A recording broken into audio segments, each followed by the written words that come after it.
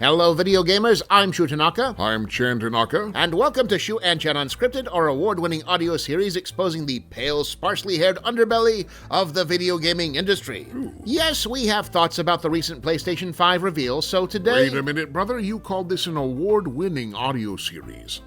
I don't recall winning any awards. Well, of course you don't, brother, because we are humble and do not dwell on our past successes. No, I'm pretty sure that's not it. We still put the Armos Foundation award-winning developer sticker on most of our new releases, despite the Armos Foundation having dissolved 15 years ago after the CIA determined it was just a money laundering front for the Albanian mafia. We just have a lot of those stickers is all. So who precisely gave an award to this audio series? Do we really need to take time for this now? There was a PS5 game announced that features bugs made of sandwiches, and I believe that's the more pressing issue. There is no award, is there? There absolutely is an award. It's sitting right now on the shelf beside the refrigerator. What, beside the weird figurine that Arnie made out of macaroni?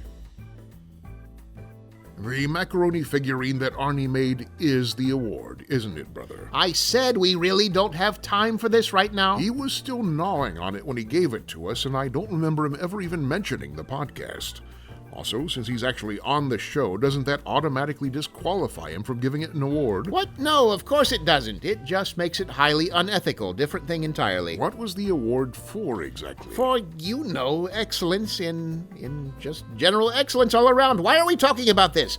People tuned in to hear our incisive gaming commentary, not to hear us brag about our awards and accolades, of which there are many. Of course, brother. And so with that out of the way, let's talk PlayStation 5. As you probably know, this past week would normally have contained the annual E3 Gaming Exposition, but then 2020 happened and just would not stop happening. Boy howdy. And so, even though right now people are rushing out to refill the streets and beaches under the impression that the virus somehow got bored of us and went home, the usual summer gaming news venues have nevertheless undergone a dramatic transformation, resulting in a smear of smaller presentations and announcements stretching all the way from May to August. Undeniably, one of the most anticipated of these presentations was Sony's PlayStation 5 reveal showcase, broadcast on June 11th. Yes, following an aggressively lukewarm gameplay reveal from Microsoft last month, the world turned an expectant eye towards Sony, who had to this point been extremely quiet on the particulars of their next-generation system. As the date for the reveal neared, curiosity mounted. What games will be demonstrated? Would they show the retail unit? Would the entire presentation be filmed on a webcam in front of a green screen in somebody's laundry room, periodically pausing to chase out kids and family pets? Well, as we now know, they did show off the retail unit, and I think we'll start with that, brother, because it turned out to be rather an unconventional design, didn't it? I don't think so. It looked like a perfectly normal game console to me, just wrapped in a high-collared white coat so that it wouldn't catch a chill. In addition to the console, we also saw controllers, a headset, and a dual-lens camera, most likely indicating returning support for the PlayStation VR system. With its sleek angles and crisp white-on-black styling, the overall effect was like if an Apple designer were forced to make sci-fi movie props in 1958. But as ever, it's all about the games, and games were well and truly delivered. Over the course of an hour, a series of disembodied heads speaking from an inky black void on the edge of the uncanny valley took us on a fantastic journey through the PlayStation 5's initial software offerings. At the conclusion, even the most jaded viewer would have to admit that truly they had just seen a bunch of games. So let's talk about those games. Over the years, the PlayStation consoles have played host to some of the biggest AAA releases of our time, a tradition that continues now in the most traditional way possible, by flat out releasing the exact same darn game 3 times in a row.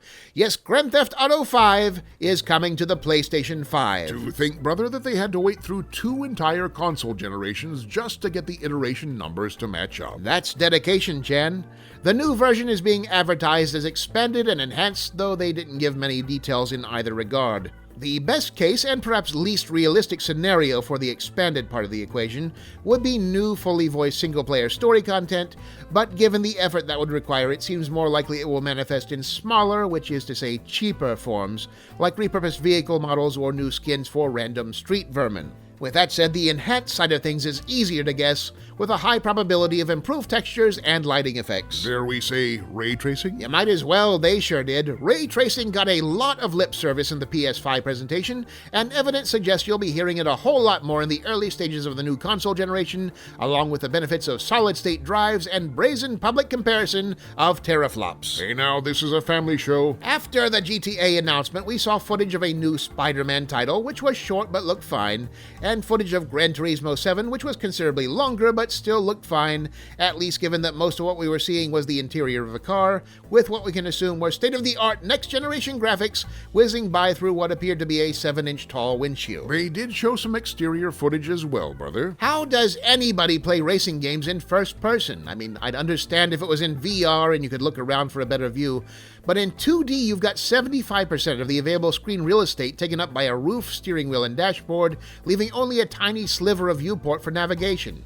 What's the appeal of this? Is this for people who are still mad their parents wouldn't let them wear vision-obscuring masks on Halloween night? As always, brother, your indignation is as pure as it is inexplicable. Why not just live your life through a welding mask, you blind savages? Next up, we saw a stunning trailer marking the return of Tasmanian Mogwai Ratchet and his sentient insulated beverage mug Clank in a new game entitled Ratchet & Clank, Look How Fast Everything Loads In Now. Yes, if the trailer is anything to go by, the entire game is built around the gimmick of constant, sudden transitions between large and vastly different game worlds, each one loaded in the blink of an eye thanks to Sony's revolutionary SSD technology. A few of the game's developers also appeared on screen to enthusiastically and confidently point out a few of the cutting-edge techniques the game employs that simply were not possible on previous consoles. It was, quite frankly, obnoxious. Yes, way to grandstand, you monsters. Nobody likes a braggart. Up next was a teaser for Project Athia from Square Enix, which featured a woman hopping around large, meticulously rendered environments with no dialogue or context whatsoever, leaving the viewer wondering if Project Athia is actually the title of this game, or if it's just a placeholder that they left in because they ran out of time putting together this teaser. One way or another, we are well and truly teased. Up next was the similarly contextless but nonetheless gorgeous trailer for Stray, which is presumably a post-apocalyptic cyberpunk cat simulator, and you know what? I'm down for it. Shortly after that came the trailer for Ember Labs' downright Pixar-ish Kena Bridge of Spirits, the stirring tale of a warrior girl who travels the land with a band of small, black, furry, expired potatoes. Compelling stuff. After that, we saw a trailer for what is likely the only game on the docket not trying to push the ray tracing or SSD card, the beautifully 2D-styled Dinosaur Girl high school drama simulator Goodbye Volcano High, which is 100% not my thing, and that's perfectly okay because the future of a robust and diverse video game landscape lies in acknowledging that not every game is targeting the 30-something male demographic, and that in no way diminishes its quality. That's a remarkably mature stance to take, brother. Gonna really hold him back on merchandise sales, though. Nothing moves branded crap like the millennial male dollar. They're responsible for the success of Funko, you know. A crime for which no punishment is sufficient. Let's see, after that there was a new Oddworld game announced, a new Hitman, all well and good, and then they showed some in-game footage of Ghostwire Tokyo, which we really hadn't seen anything of since last E3, and I have to say the game has changed drastically since then, when it was about a young lady in black doing high kicks on a stage. Not sure why they changed direction and made it about ghosts and such. I think you're actually just remembering Ikumi Nakamura, who presented the game on stage at E3 2019, brother. The game was always about supernatural creatures terrorizing Tokyo. I don't think I want it to be. We don't always get what we want, brother. What else did we see? Little Devil Inside looks fun, and shortly after that we saw in-game footage of NBA 2K21 so realistic and sweaty that your television will probably require regular disinfectant wipe-downs in the future to restrict the growth of mildew. Thank God that in-game aroma technology has not yet caught up. And then we saw a trailer for Bug Snacks, which appears to be less a game and more just a random channel tuned in on Rick and Morty's interdimensional cable remote. Kind of a cross between Cloudy with a Chance of Meatballs and a scream-yourself-awake nightmare. That's the one. Bugs, snacks, and inescapable body horror coming to you on the PlayStation 5. After that, fans of trying, failing, and futility in general went wild with the announcement of a remake of Demon's Souls. And then it was on to Deathloop from developer Arcade. Deathloop is basically a mix of The Running Man and Groundhog Day, played with Dishonored-style combat mechanics pushed through a disco filter. You play an assassin imprisoned in a never-ending time loop that can only be broken by taking out 8 targets in a single day, with the complication being that you're on some sort of resort where everybody is there to hunt you down and murder you, which doesn't seem like an appealing vacation to me, but...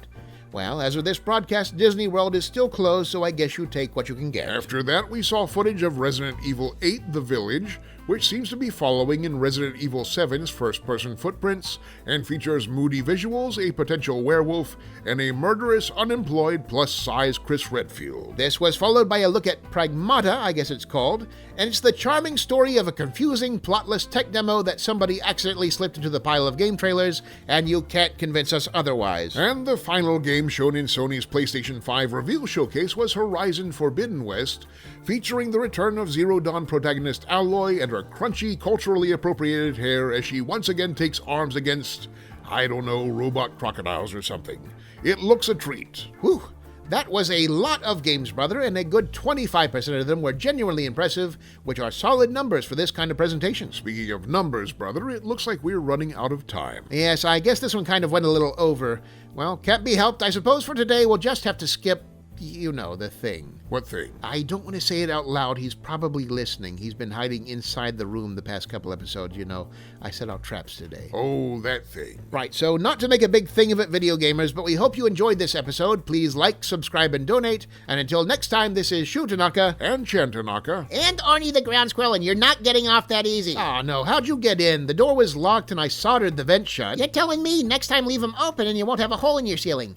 Now, are we going Arnie's mailbag or not? We'd really counted on not. We're running a bit late today. Whose fault is that? You spent a solid minute on Grand Theft Auto 5. Did you not get enough chance to do that over the last 7 years? Look, we've got to get out of here, Arnie. There's work to do. I've got dishes in the sink. Chen has his quads workout. You presumably do other things when you're not hanging around here. Not in the slightest. Come on, I've got a bunch of letters today. Just let me do 2 of them. Just 2? You can do 1. Oh, come on. Take it or leave it. Okay. Hang on. Let me look through here and find the good one. This is a good one. Read it. You just grabbed the one that was on top. That's what makes it good. It showed initiative. Now get on with it. Okay, yeesh. This one is from Frederick Drake, who writes, are there any of your creations, i.e. Spider Christmas Tree, Halloween Murderbot, who you didn't have to shoot, burn, or otherwise kill? Oh, well, of course there are. You make it sound like we're some kind of conscienceless mad scientists. For an easy example, just look at Gila Mobster and Chernobyl, both fully genetically engineered and both still alive and well. Gila Mobster did try to kill us at one point. The question was if we had to kill them. In Gila Mobster's case, we did not.